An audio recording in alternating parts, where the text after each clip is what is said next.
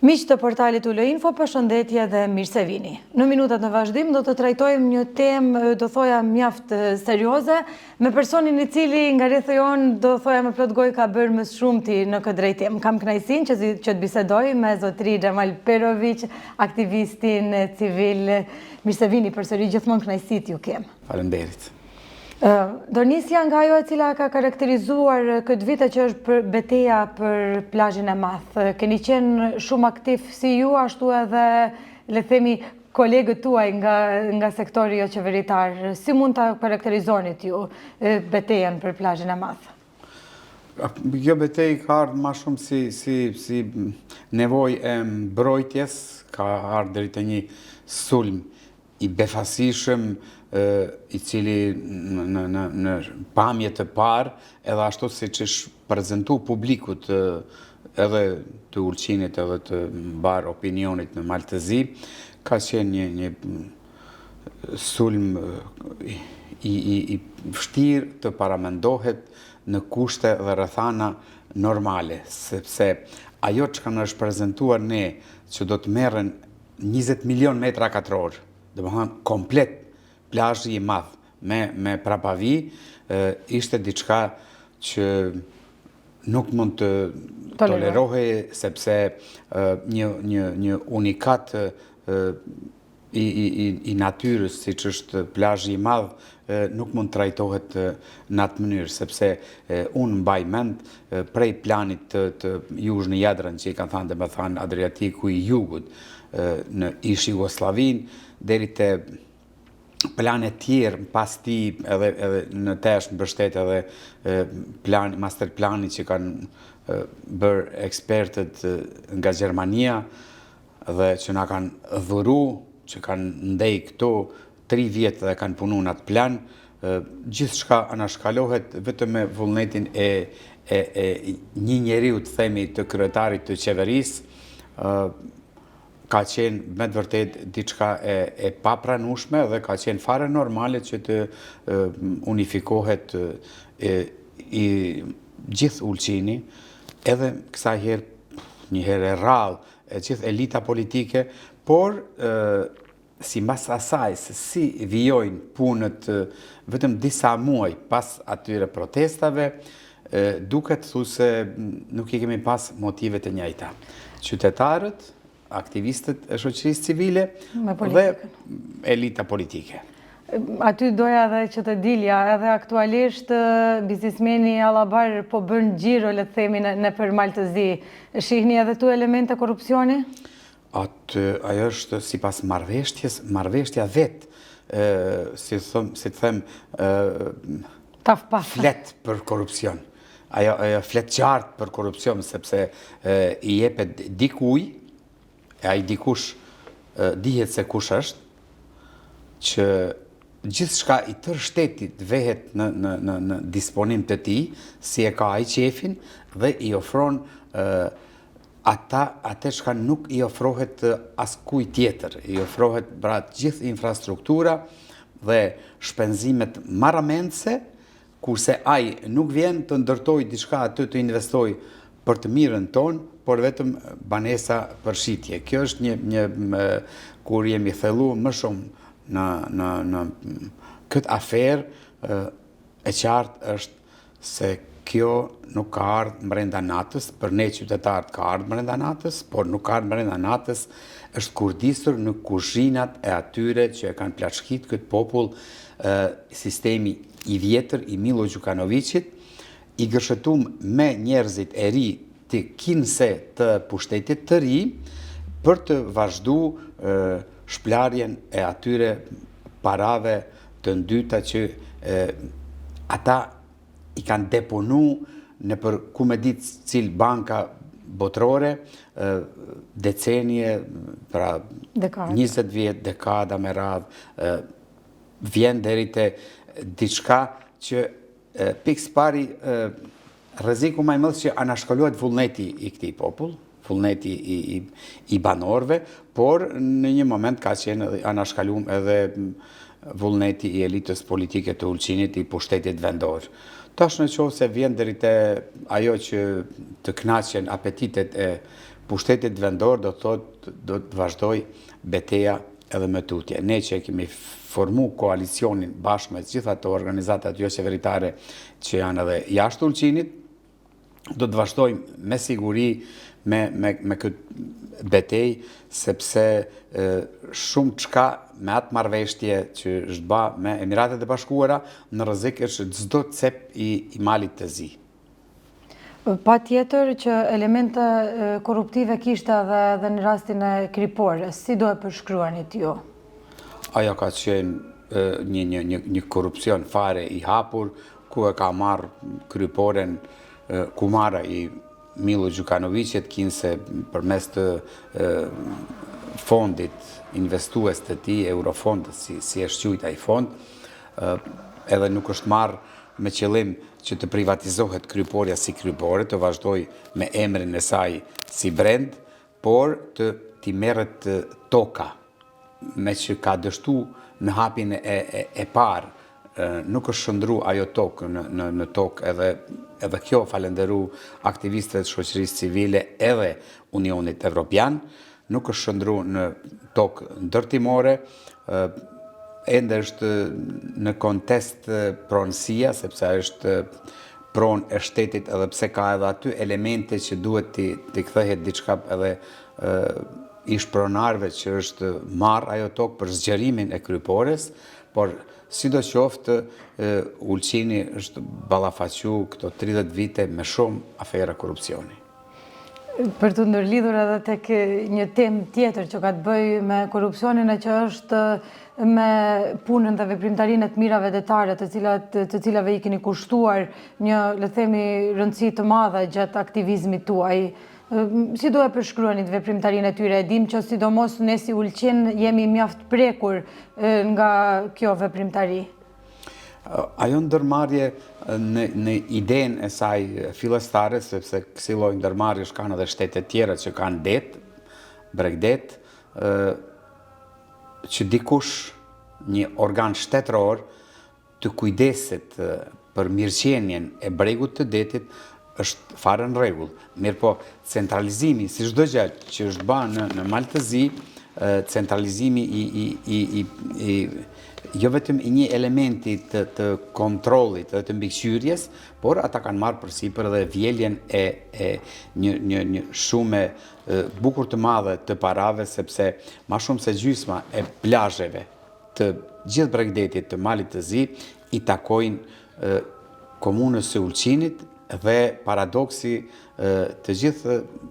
komunat tjera janë në rangun e komunave bashkive të zhvilluara, kurse Ulqini merr nga fondi egalitar, që do të thotë bën pjesë në komunat e pazhvilluara. Kjo është një paradoks, sepse nga Ulqini eksploatohet, edhe kurse Ulqini, ky nuk është vetëm faji i Morsko Dobros, por problemi shikohet më qartë në atë pjesë, sepse ata menaxhojnë me pjesën më të mirë të më profitabile të komunës së Ulqinit, me diku i bjen nëse merret territori me kadastër, ata kanë mbi 10% të sipërfaqes më të mirë të Ulqinit, ta menaxhon dikush tjetër. Dhe këto duhet të gjendet një rrugdalje. Unë nuk jam kundër, nuk jam për shpërbërjen e ndërmarrjes publike të mirave detare, por jam që ata të marrin rolin e kontrollit, mbikëqyrjes, të ruhet nga devastimi bregu i detit, e jo vetëm të vinë këtu të vjelin parat prej qiramarsve, prej gjithë atyre objekteve që janë sezonale të përkohshme. Kur jemi tek të mira detare, natyrisht dhe tani që po bisedojmë bashkë, natyrisht që nuk mund të mos më shkojë ndërmend edhe le themi lufta që ju keni bërë për ndërtimin e shëtitores, e cila që të çon nga Albatrosi deri tek molja në Plazh të Madh. Pse kanë ngecur? E dim që çdo vit miratohet buxheti, parashihen të holla, por nuk dihet se ku shkojnë, ripërsëritet le të themi i njëjti skenar, por asgjë konkrete nuk kemi në terren. Atë gjatë aprovimit buxhetit gjithmonë vejna si pozita buxhetore që në një mënyrë që na mbyllin gojën, na hedhin pluhur syve neve në komunën e Ulqinit dhe ato kudo i qesin këto lloj investimeve, ka pas investime edhe shumë edhe të damshme, të themi edhe me pjesën e Kacemes, edhe me molen e madhe. Ne kemi si shoqëri civile, si aktivist qytetar, përmes të klubit të sportiv të bjeshkatarisë të Lipoja, në mënyrë vullnetare, por edhe me ndihmën e organizatës turistike, kemi bërë çeljen edhe markimin, zgjerimin e rrugës për kamësor, vetëm si shëtitore, dhe unë personalisht jam kundër atij projekti të formimit të një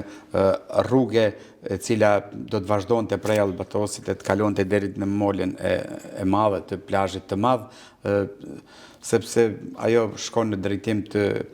keqpërdorimit të asaj zone dhe sulmit të mbyllit të pishave edhe asaj pjese të Ulqinit për cilën mendoj se duhet të jetë e mbrojtur si zonë natyrore, si peizazh natyror dhe si shëtitore.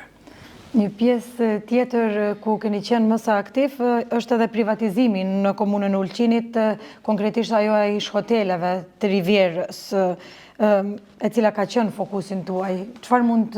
të ndani me shikuesit, si diçka e cila ju ka shqetësuar më së shumti, apo me cilin rezultatet e punës suaj keni qenë më shumë të kënaqur në këtë pikë? Çdo lloj i privatizimit në Ulqin ka qenë i dhimbshëm dhe i pasuksesshëm sa i përket zhvillimit të komunitetit vendor, të banorëve të këtij qyteti. Mirëpo rënimi i Hotel Galebit është disi në mënyrë më plastike dhe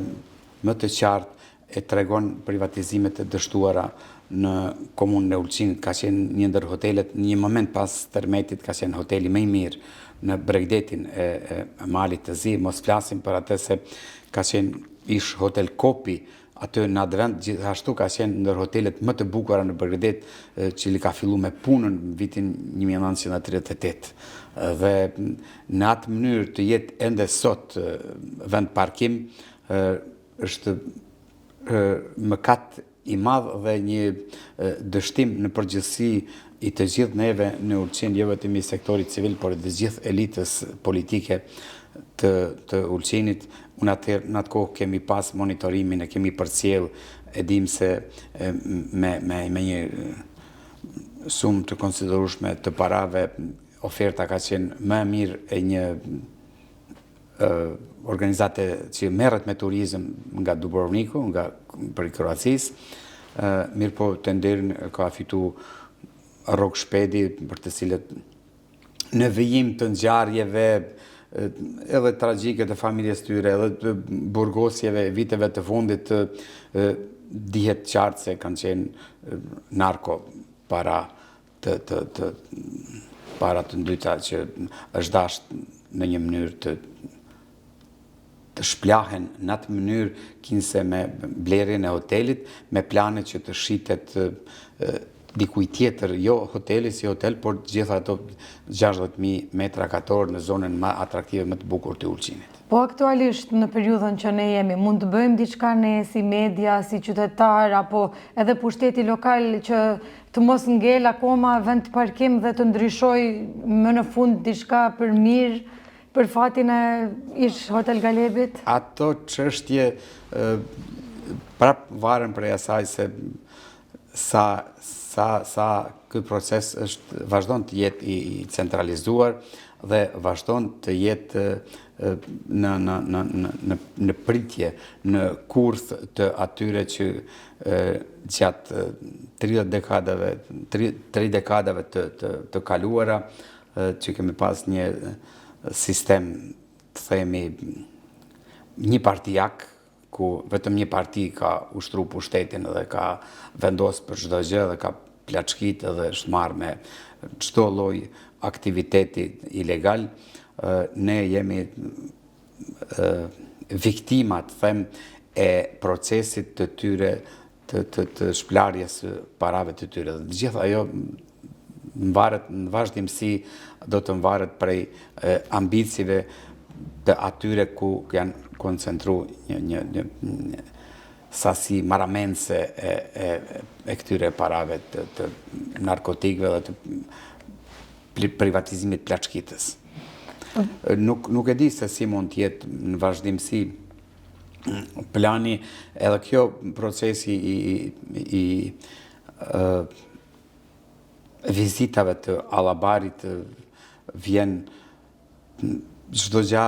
marrim vesh me vonesë, edhe tash do të marrim vesh diçka me vonesë, sepse në të rrez është çdo gjë. Ne vetëm duhet të ruhemi, sepse dëgjoj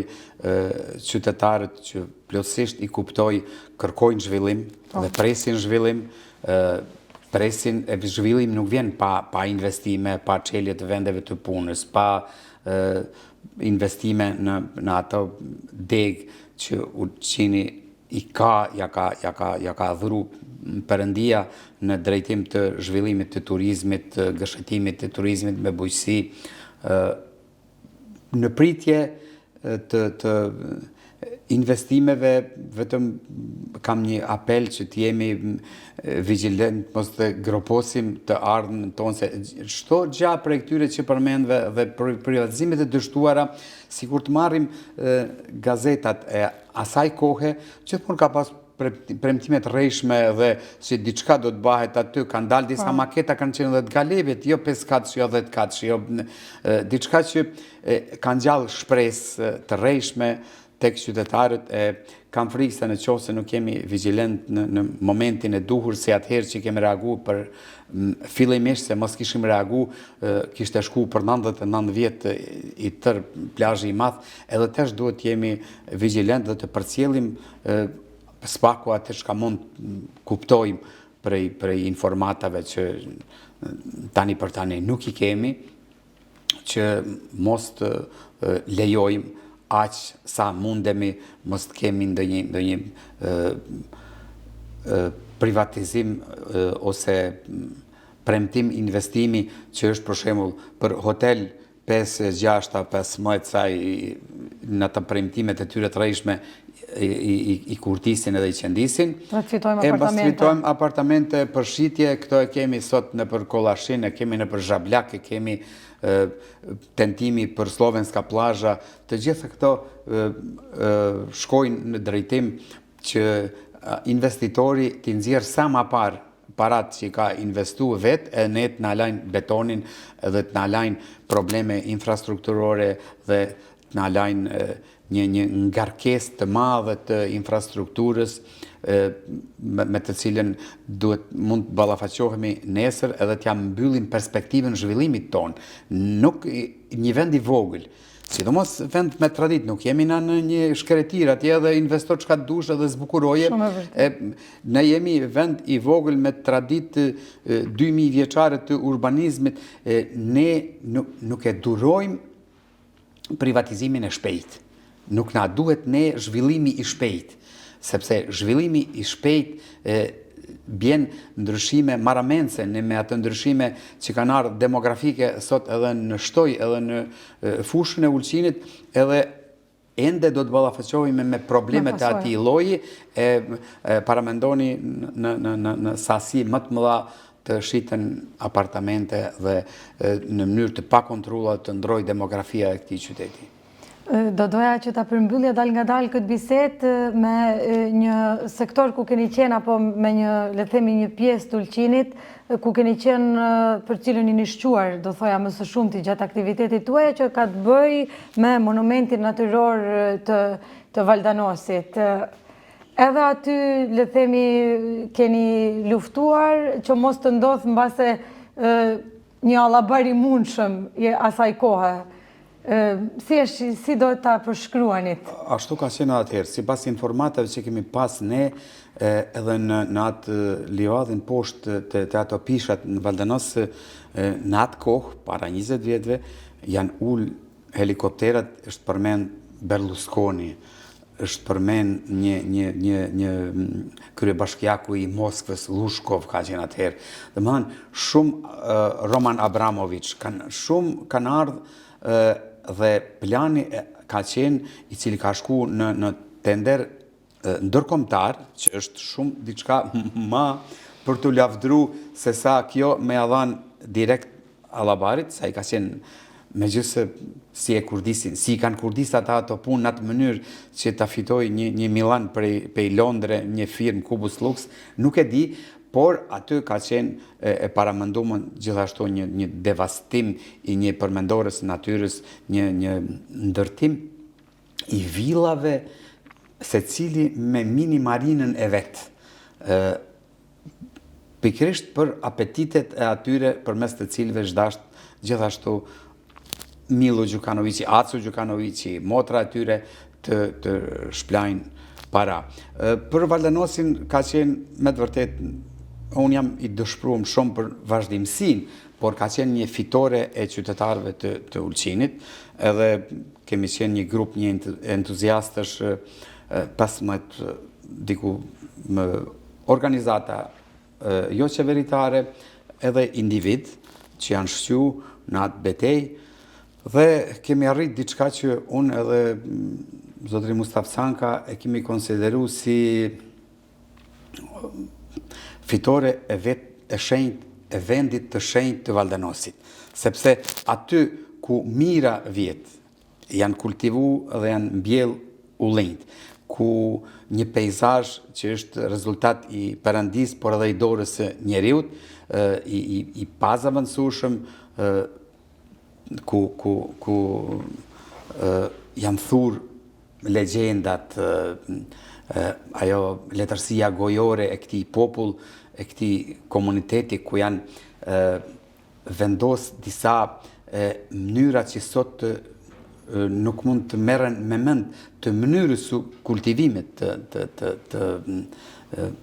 vajit të ullirit, të ullishtës, si vend i shenjt, thoshim ne në atë kohë, unë edhe Mustafa, që Valdanosi ka mbrojt vetë veten. Dhe me të vërtet, prej atij sulmit të parë, është mbrojt Valdanosi, por nuk kemi arrit ta shpallim atë çka meriton si përmendore e natyrës, të jetë një shkallë të mbrojtjes që njeh ligji i Malit të Zi, por edhe të jetë të shpallet mënyra e kultivimit, ato momentet sociale, tash mos t'i përmendi unë të gjitha, sidomos të lëshimit të ullishtës që është thënë elementit social, ku ai që nuk ka pas pronësi të mund lirisht të vjeli ullinj të kushdo, që edhe ai i varfri të ketë vaj për familje, të ketë ullinj të regjun. Aja ka qenë e gati, mos kishte fillu kjo ndërtimi i egër, i paligjshëm, që tash po merr edhe format ligjore, ka në atë kohë, tashma nuk mundet, si nuk mundet kalaja Ulqinit hyjë në UNESCO me devastime, ashtu edhe ullishta nuk mund të hyjë në UNESCO, e ka në atë kohë, para 20 vjetëve, kanë qenë të gjitha elementet që kjo trashëgimi jo materiale e mënyrës së kultivimit të hyjë në UNESCO atë pjesën që quhet njeriu dhe biosfera. Do e përmbyllja duke thënë thjesht që fajtor jemi vetë. Fajtor jemi vetë, me të vërtet, për atë se nuk ja dim vlerën, e kemi të regu që nuk ja dim vlerën asaj çka kemi duke fillu prej bedeme dhe themeleve të kalasë vjetër, deri të ullishta e Ulqinit, kemi pas shumë momente për të cilat pas 2-3 dekadave jemi pendu, është edhe zona e zemrës së qytetit, Sokaku, ka qenë shumë kroje në qytetin tonë që nuk janë rujt, ka qenë diçka që të gjitha civilizimet sot bajnë çmosin, t'i ruajnë në atë moment si kanë qenë dhe si i ka prit jeta moderne e cila në një moment është thanë stop. Tash shkom diku tjetër ta ruajmë pjesën e trashëgimisë kulturore që kemi, ta ruajmë në atë formë, sepse ne jemi vend i cili mas pakti kemi pjesë natyrore të mbrojtura, pjesë urbane të mbrojtura, mas pakti kemi muzeume dhe mas pakti ndajmë për kulturë. Ju faleminderit shumë, zotëri Perović, gjithmonë shumë kënaqësi të bisedojmë bashkë. Unë ju uroj t'ju kem përsëri. Faleminderit edhe ju, pak e zgjata, por kërkoj falje. Kënaqësi ishte me vërtet. Faleminderit.